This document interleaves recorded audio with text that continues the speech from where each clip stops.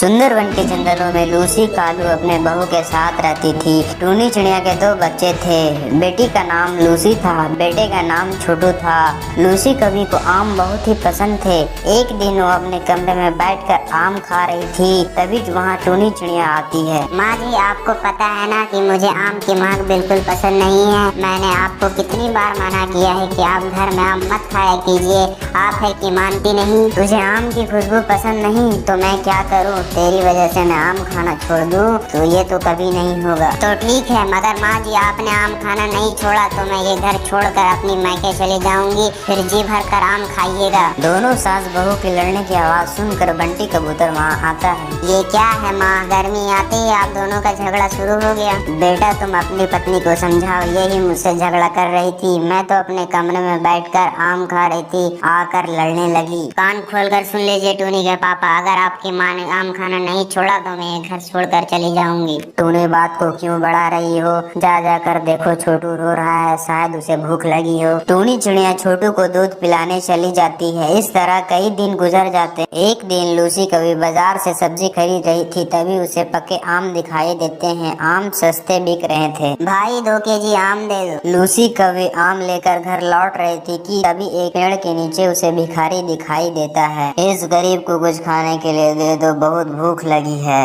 ये लो आम खा लो, तुम्हारी भूख मिट जाएगी। लूसी कभी 2 आम खाने के लिए दे देती है। तुम्हारा बहुत बहुत धन्यवाद, तुमने मेरी भूख मिटाई है। मैं तुम्हें कुछ देना चाहता हूँ। अगर आप मुझे कुछ देना चाहते हैं तो ऐसा कुछ दीजिए कि मेरी बहू आम से नफरत करना छोड़ दे। ये लो जादुई लड्डू, अपने बहू को खिला देना। इसे खाते ही तेरी बहू आम की दीवानी हो जाएगी। लूसी कभी टूनी को आम खिला देती है। अगले दिन लूसी कभी जब आम खा रही थी, तब टूनी चिड़िया आम लगाने। माँ जी मुझे आम खाना है, आज मेरा भी मन आम खाने को हो रहा है। देखते देखते टूनी सब आम खाने लगती है। माँ जी ये आम बहुत स्वादिष्ट है। अपने बहू को आम खाते देखकर इस तरह बहुत ज्यादा खुश होती है। इस तरह कई दिन गुजर जाते हैं। दोनों सास बहू खूब आम खाते हैं। एक दिन पास वाले दुकान से आम चुरा कर लाती है। माँ जी ये देखिए, मैं कालू कौआ की दुकान से आम चोरी करके लाई हूँ, चलिए हम दोनों मिलकर आम खाते हैं। अरे बहू तू पागल हो गई क्या? आम चोरी करके अब तू खाएगी? लूसी कौवे के मना करने के बावजूद वो नहीं मानती। वो रोज रोज चुरा कर आम लाती और बड़े मजे से खाती है। एक दिन कालू कौवा उसे पकड़ लेता है और शोर मचाने लगता है। उसके आवाज सुनकर आसपास के पंछी जमा हो जाते हैं। ये मेरी दुकान से रोज रोज आम चुरा कर खा रही थी, आज मैंने इसे पकड़ लिया।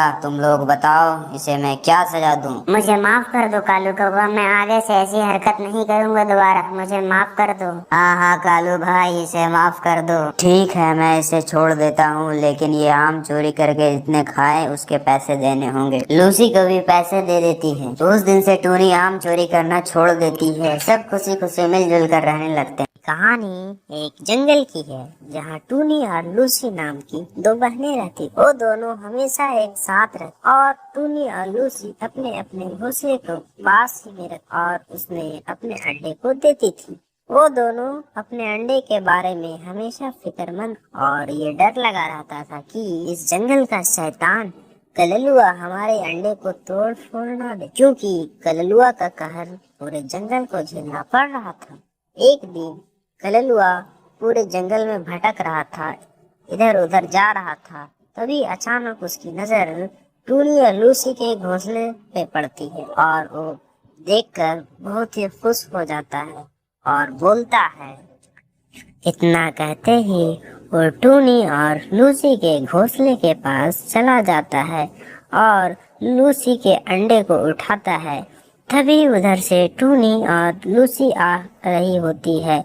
टूनी और लूसी को ये देखकर बहुत ही गुस्सा आता है।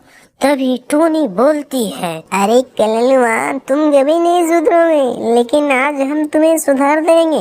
भले तुमसे पूरा जंगल खौफ खाता होगा, मगर हम नहीं डरते। क्यों लूसी बहन? हाँ टूनी बहन क्यों नहीं, आज इसको ऐसा सबक सिखाएंगे कि ये जिंदगी भर याद रखेगा। चलो।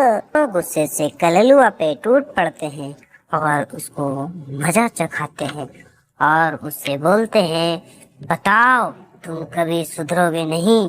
दूसरे के घोंसले को तोड़ना कब बंद करोगे? वो तो कितनी मेहनत करके बेचारी हम लोगों ने घोंसले बनाए, तुमको तोड़ने में बहुत मजा आता होगा। तुमको दूसरे के अंडे पे बहुत इंटरेस्ट है ना, आज तेरा सर फोड़ेंगे। जब तक तुम ये वादा नहीं करते कि आज के बाद तुम कभी गलत काम नहीं करोगे, तुम दूसरे के घोंसले को तोड़ फोड़ नहीं करोगे, आज हम नहीं छोड़ेंगे तुमको। नहीं मेरी बहन, मुझे बख्श दो। आज के बाद मैं कभी किसी को घोंसले को तोड़ फोड़ नहीं करूँगा। मैं पक्का वादा करता हूँ। अगर मैंने ऐसा किया तो तुम लोग मुझे फिर से सजा देना। तो बच्चों, कललुआ ने अपना वादा निभाया और उसने सुधर के सबको बताया। तो बच्चों, आपको ये कहानी कैसी लगी हमें कमेंट बॉक्स में बताएं। और हाँ बच्चों, किसी को तोड़ फोड़ नहीं करना चाहिए, ये बात हमेशा अपने दिल में और दिमाग में बैठा लेनी चाहिए। तो चलिए बच्चों, अगले पार्ट में फिर से मिला